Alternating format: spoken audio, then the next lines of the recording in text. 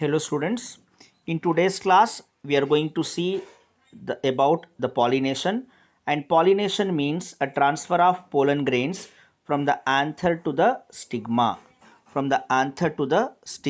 which is known as pollination.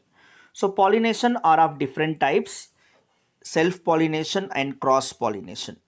So in self pollination, if you are finding the transfer of pollen grains from anther to the stigma of the same flower, then that is called as autogamy. That type of self pollination is called as autogamy. If the pollination taken place within the same flower, bisexual flower, that is called as autogamy. Now if you find the transfer of pollen grains from the anther of a flower to the stigma of another flower born on the same plant, both these flowers born on the same plant, and you can find pollination between the two flowers of the same plant, that is called as geitonogamy. So last type of pollination is cross pollination, where you can find the transfer of pollen grains from the anther of one flower to the stigma of another flower born on two different plants, but they belongs to same species, that is called cross pollination.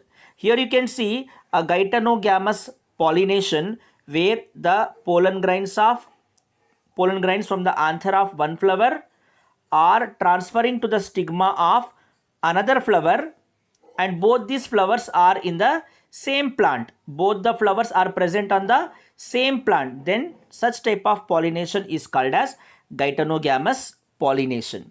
So we will learn the different types of pollination. First is self pollination.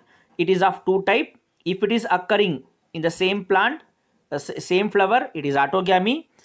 Same plant but two different flowers, gaetonogamy. Two different plants of the same species, xenogamy.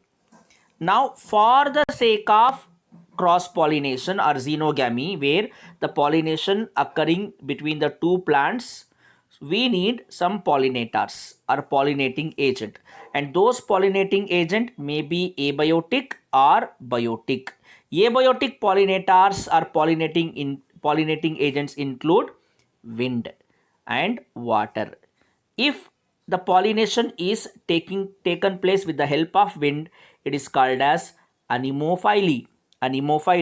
Or if the pollination taken place with the help of water is called as hydrophily.